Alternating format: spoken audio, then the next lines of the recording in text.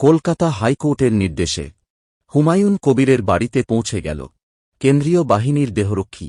এটা শুধু নিরাপত্তা নয়, এটা একজন মানুষের ভয়, আশঙ্কা আর বাঁচার আকুতি। সূত্রের খবর বলছে, রাজ্যের একাধিক জেলায় বারবার হুমায়ুন কবিরের গাড়ি আটকানো হয়েছে, হেনস্থা করা হয়েছে, এমনকি ফোনে এসেছে প্রাণনাশের হুমকি। এই ভয় নিয়েই তিনি শেষ ভরসা হিসেবে আদালতের দরজায় দাঁড়িয়েছিলেন। আদালতে দাঁড়িয়ে হুমায়ুন কবির বলেছিলেন, আমি আর নিরাপদ নই। হুমায়ুন কবির জানান, তৃণমূল কংগ্রেস থেকে বহিষ্কারের পর থেকেই তাঁর জীবন ক্রমশ ঝুঁকির মুখে। নতুন রাজনৈতিক দল গঠনের উদ্যোগ, জনতা উন্নয়নের ডাক, আর বেলডানায় বাবরি মসজিদের শিলান্যাসের পর রাজনৈতিক আক্রোশ যেন আরও বেড়ে যায়। একের পর এক ফোন কল, একই হুমকি, চুপ থাকো, না হলে ফল ভোগ করতে হবে। তিনি আদালতে স্পষ্ট ভাষায় বলেন, রাজ্য পুলিশের নিরাপত্তায় তাঁর আর ভরসা নেই। তাই তিনি চান কেন্দ্রীয় বাহিনীর সুরক্ষা।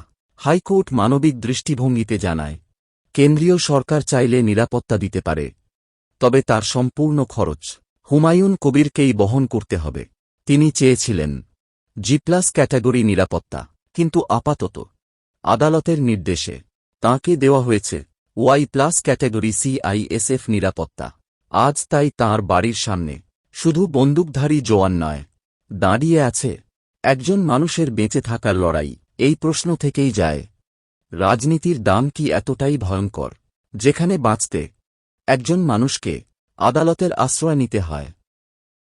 কি বলবো, এটা মহামান্য হাইকোর্টের কাছে, যেহেতু বাবরি মসজিদ করার জন্য আমাকে উত্তরপ্রদেশ থেকে শুরু করে, বোম্বাই থেকে শুরু করে বিভিন্ন জায়গায়, এবং কি কলকাতারও বিজেপির কিছু নেতা জানেন যে ডাইরেক্ট হুমকি দিয়েছে যে আমাকে প্রাণে মেরে ফেলা হবে, আমার গর্দান কেটে দেওয়া হবে।